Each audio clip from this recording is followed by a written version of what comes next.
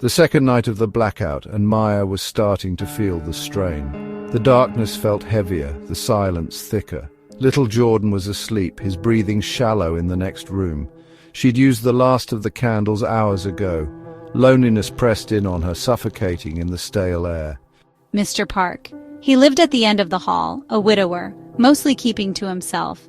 She'd seen him struggle with groceries, his hands gnarled with age. He must be terrified in this darkness. Taking a deep breath, Maya stepped into the hallway. The air was colder here, the only light coming from the faint glow sticks some residents had placed on their doors. Each step towards Mr. Park's apartment felt heavier than the last. Her hand hovered over the peeling paint of his door before she finally knocked, the sound timid in the quiet hallway. A moment passed, then another, before she heard shuffling footsteps. The lock turned with a heavy click, and the door creaked open. Mr. Park's face was etched with worry, his eyes blinking in the sudden light from Maya's flashlight. Mrs. Thompson? I'm so sorry to bother you, Mr. Park. I was wondering if you had any candles left. I ran out, and Jordan... Her voice trailed off, shame warming her cheeks. Mr. Park, despite his own anxiety, gestured for her to wait. He shuffled back into the apartment, returning moments later with a small candle and a book of matches. Thank you, Maya whispered, accepting the gifts. The candlelight flickered, casting dancing shadows on their faces. It's just this darkness. It is unsettling. Mr. Park nodded, his eyes reflecting the candlelight. He looked smaller than usual, his shoulders slumped under an invisible weight. For a moment they stood in silence, the only sound the gentle crackle of the burning wick.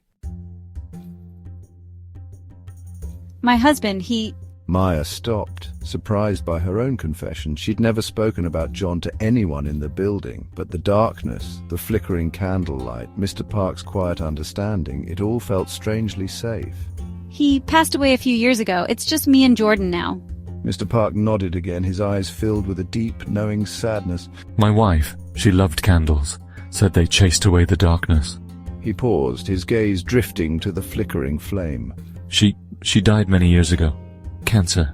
The word hung in the air, heavy and final. Maya's heart ached with sympathy, a shared pain bridging the gap between them.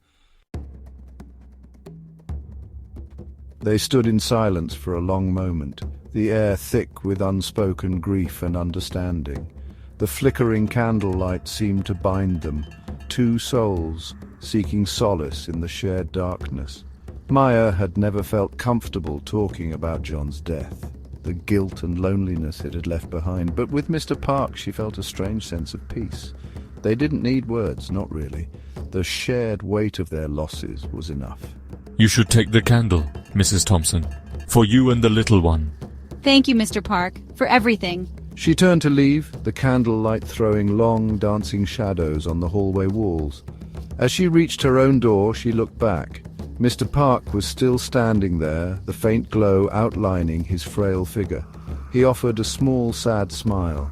For the first time since John's death, Maya felt a flicker of hope, a tiny spark ignited in the darkness. Morning arrived like a sigh of relief. The blackout was finally over, the city slowly blinking back to life. Jordan, his face alight with excitement, watched as Maya plugged in the coffee machine. Mom, can we visit Mr. Park? Of course, honey. Let's see if he wants to join us for breakfast. Jordan, unable to contain his energy, raced ahead, knocking excitedly on Mr. Park's door. Maya followed at a slower pace, her heart warmed by her son's thoughtfulness. Mr. Park opened the door, his face etched with surprise. Jordan, my boy, what a pleasant surprise. Mr. Park, you have to come and have breakfast with us. Mr. Park hesitated, then chuckled, his eyes crinkling at the corners. Well, how can I say no to such a charming invitation? He joined them for breakfast, sharing their simple meal of toast and eggs. Jordan, never one to stay quiet for long, peppered Mr. Park with questions about the blackout. Mr. Park, to Maya's surprise, launched into a fantastical tale of talking animals and magical lanterns that chased away the darkness. Jordan listened, captivated, his eyes wide with wonder. Maya watched them both, her heart filled with a different kind of light. She saw a bond forming, a connection that transcended age and circumstance. As Mr. Park finished his story, a comfortable silence settled over them. The city outside was alive with the sounds of generators humming and people returning to their routines, but inside the small apartment, a different kind of energy pulsed. It was the quiet hum of connection, of shared stories and unspoken understanding. It was the fragile hope that bloomed in the darkness, nurtured by the simple act of reaching out.